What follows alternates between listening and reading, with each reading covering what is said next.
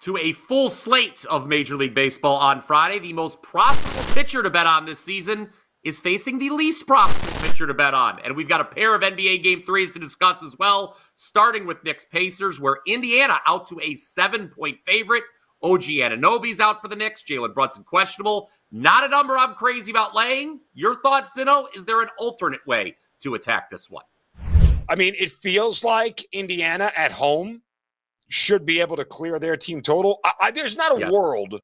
I wouldn't lay 7 with Indiana at home against anybody other than the bottom 5 teams in the league this year, which were the Hornets, the Wizards, the Pistons, the Spurs, and the Trailblazers. Other than that, I'm not laying 7 with Indiana against anybody. You're just not getting my money in that spot. So on the spread, it's Knicks or pass, even as banged up as they are. I still think the Knicks can be pretty competitive because defensively they're good. Now, the problem is that we haven't seen any defense in the series at all. Mm-hmm. And this is a Knicks team that is 6-1 to the over in their playoff games. Go figure that out. So it makes for some head-scratching decisions here, some questions that you have to try to wade through and answer if you'd like to figure out a good spot to make a wager. Yeah, look, I wouldn't want to lay this number either. I think if you like Indiana, you referenced it, over the team total is the way to go for me, because if they do win this game, let alone cover the number, they're going over their team total. And also, if you focus on the Indiana team total, what are you doing? You're taking the uncertainty with the Knicks. Look, I think both you and I expect Brunson's going to play. It would have to be a heck of an injury to keep him out, especially with Anunoby already ruled out. So if you sort of push the Knicks aside, get them out of the equation, and just focus on the Indiana side, and Indiana, that's a pretty low number for them too, especially the way this series, the pace at which this series, the games in this series have been played at. I would look Indiana over its team total rather than lay the points. All right, there is a second game, and it is the Denver Nuggets and the Minnesota Timberwolves. Denver, Mark. Contrary to popular belief, teams down 0-2 are not dead, but teams down 0-3 are dead. No team has ever come back from that deficit. So do the Nuggets have life still in this series? They are the defending champs. Now, Minnesota, man, they're the only team now that has not lost this postseason because Oklahoma City went down last night. Everybody's on this Minnesota bandwagon now. Can the world champs come back, get back into it? The short answer is yes. It's Nuggets or pass for me, period. Like, here's the thing. When you look at this -4.5 number for Minnesota, there's a part of me that says this number is right, given what I've seen in the last 2 games and the way the Nuggets have shot and the way – look, 2 things have been wrong with Denver. Not only have they played poor offensively, but they've played poor defensively because Minnesota's not a great offensive team. They're good.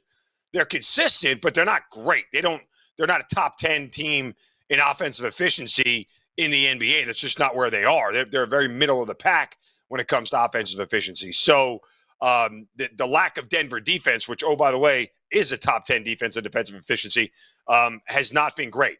All that said, so I think that 4.5 number feels right. However, if you took Denver and put them in Minnesota in a game in the middle of February, right, and made a line, I think this number is only Minnesota -2.5, not 4.5. It's not outside of full possession, which makes me feel like I'm getting some value on the Nuggets here with this number where it is.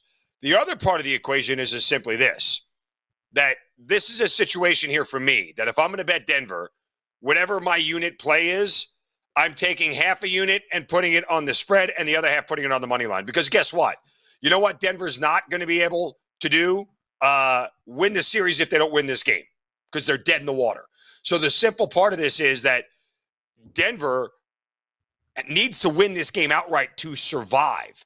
And yet I don't want to put all my money on the money line to Denver to do so because there is a chance they could lose and still stay within the number. But it's that situation here where, if you put half on the money line and half on the spread, if Denver loses outright and doesn't cover, you lost the bet anyway, right? Instead of putting it all on the spread.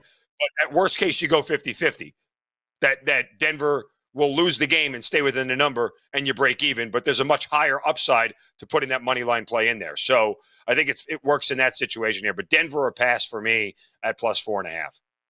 I will continue to beat the drum as well. So Denver has to get off to a good start. They can't just keep getting off to these horrific starts.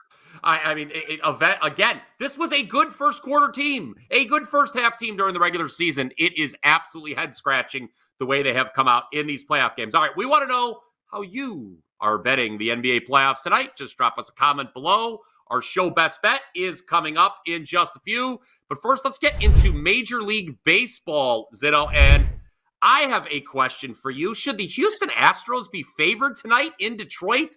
Because I can make a pretty compelling case that they should not be. One, they played yesterday, avoided the sweep against the Yankees.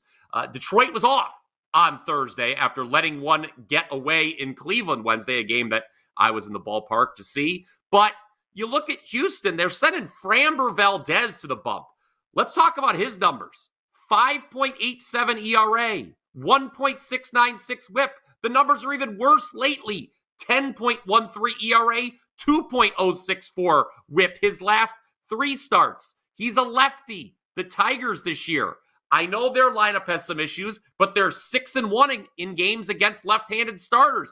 And Mize, who they're starting, has been pretty good, save for the last time out against the Yankees where he gave up 5 runs. Before that, he'd given up 3 runs or fewer in every start this year.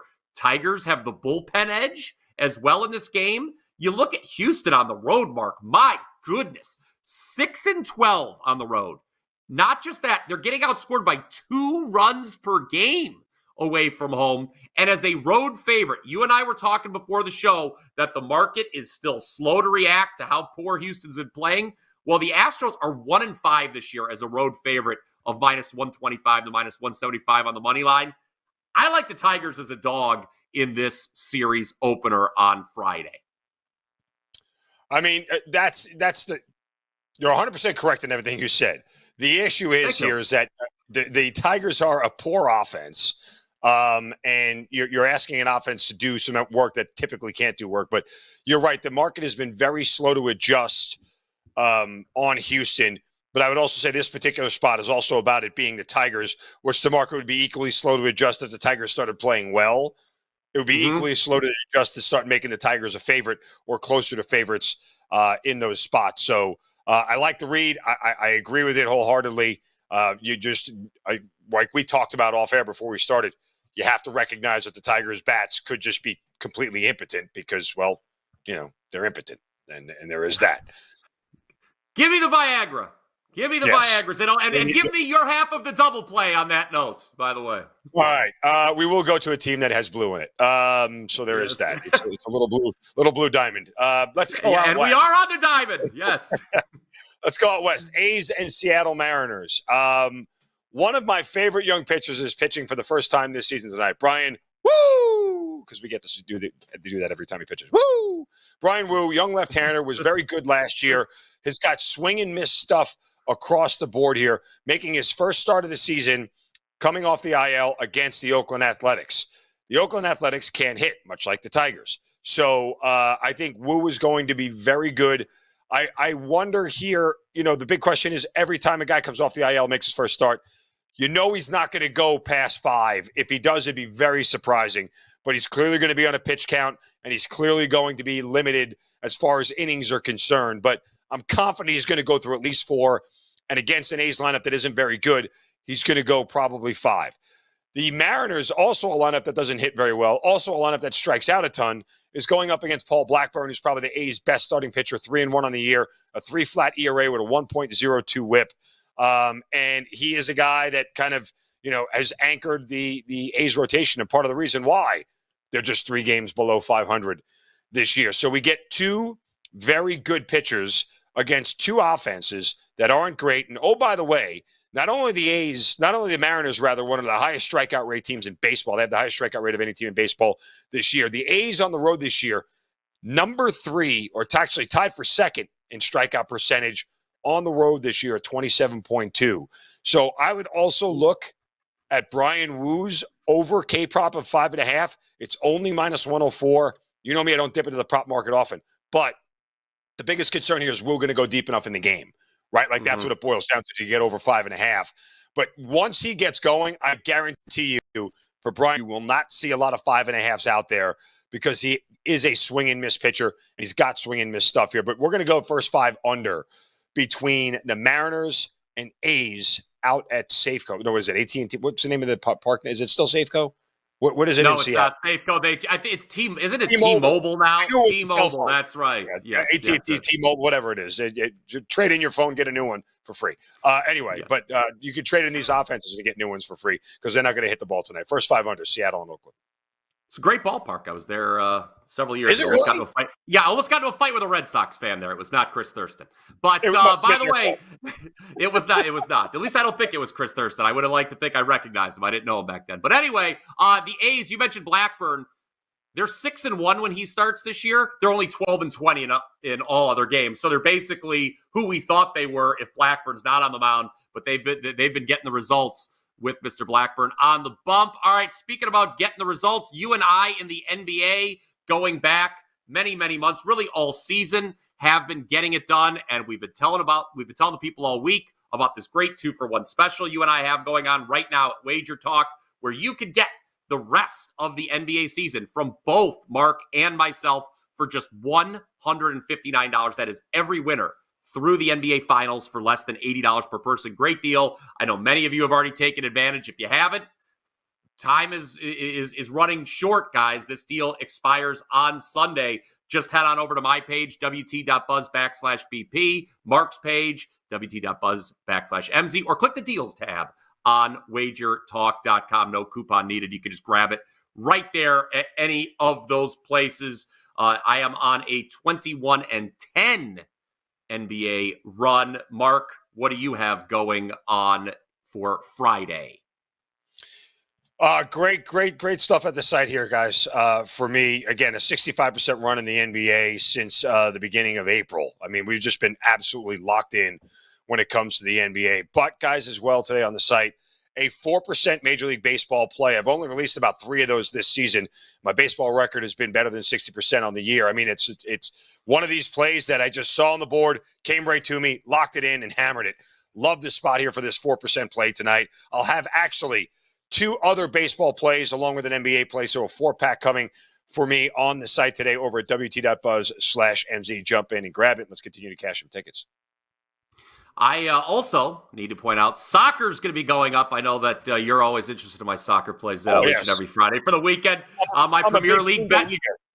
Well, it's Bundesliga, but let's talk about the Premier League, where I'm a perfect 5-0 the last 2 weekends. My Premier League best bet will be up by the time you are watching this show.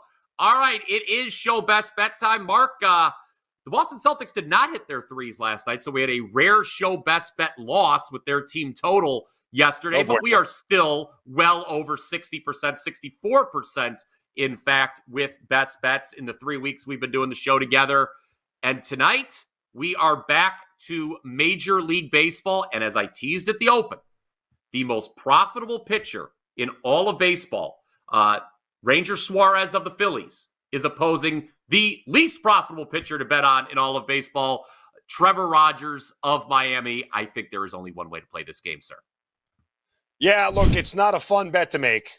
We said it over and over again, but we're going to lay the 1.5 here with Philadelphia, especially on the road. They'll have that 9th at bat if they need it to continue here. But, I mean, betting against Trevor Rogers is fun.